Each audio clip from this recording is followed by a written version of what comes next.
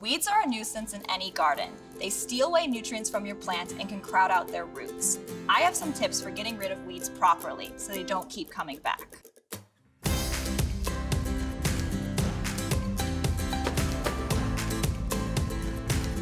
One of the easiest ways to weed your garden is to use your hands. Pinch the weeds at the soil surface and pull up. You're trying to get all those roots so they don't regrow.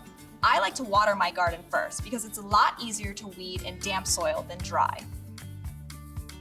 If you don't want to use your hands, try using a garden tool, such as a garden hoe. Do short, quick strokes and chop the weeds off at the soil surface. This is going to work well for those younger, smaller weeds.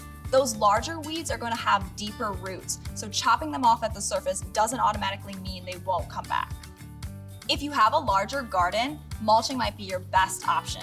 You can use anything from grass clippings to leaves. The point is to make a barrier between the sun and the soil surface to impede those weed seeds from germinating.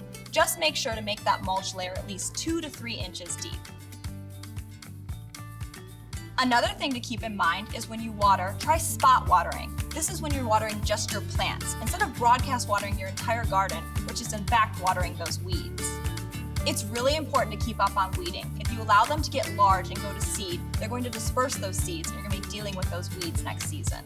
Consistency is key here. Try getting out into your garden at least once per week to weed. This is going to keep your weed pressure manageable. It's also going to make it easier to pull those weeds because they're going to be smaller and younger. A weed-free garden is a happy garden.